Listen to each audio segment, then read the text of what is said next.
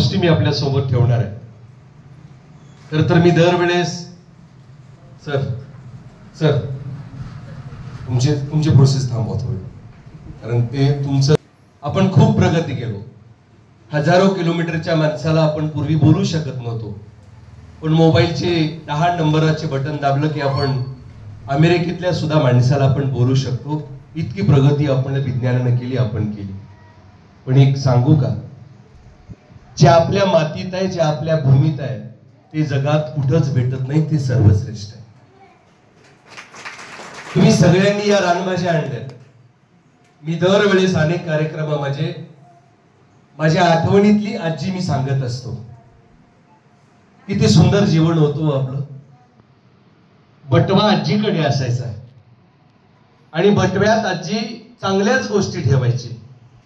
आपण सगळं जुनं विसरलो लागलो, इतकं मागे लागलो नवीनाच्या, की आपलं जुनं आपण सगळं विसरून बसलो.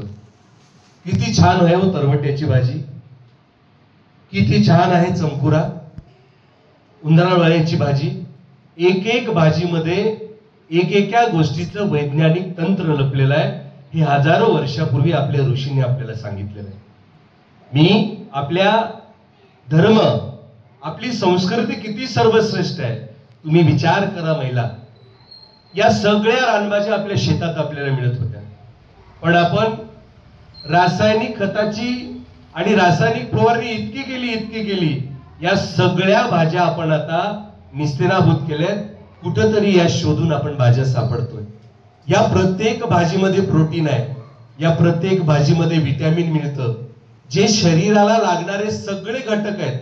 आज तुम्ही सगळे गर्भवती महिला झाली तर डॉक्टर सांगतायत कॅल्शियमच्या गोळ्या लागतायत, शक्तीच्या गोळ्या लागतायत. पण एक सांगू, या सगळे कॅल्शियम, या सगळ्या गोळ्या या आपल्या रानभाज्यामधून मिळतात. खरं सांगा बरं, जुन्या काळातला आपण टिकवलोय काय हो? काही टिकवलं नाही. आजीचा बटवा राहिला नाही, आजीची नववार साडी राहिली नाही, गळ्यात तुळशी वृंदावन राहिलं नाही, गळ्यात तुळशी माळ राहिली नाही, आणि शेतात रानभाजी सुद्धा आपण ठेवली नाही. आणि आपण म्हणतोय विज्ञानानं खूप प्रगती केली, आम्ही खूप पुढे गेलो.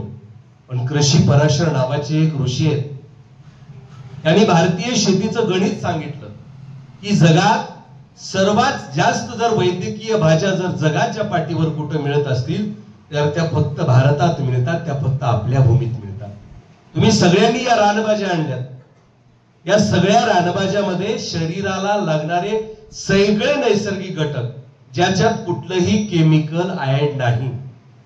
तुम्ही सगळे प्रोटीनच्या गोळ्या खाताय, तुम्ही सगळे कॅल्शियमच्या गोळ्या खाताय, पण त्यात माय नाही. शेतातली माती आपण विकून खातो. आणि काय करतोय? हे सगळं विकून, अहो याच्या पलीकडे जाऊन बोलेन, शहरात माती सुद्धा विकते, माती सुद्धा.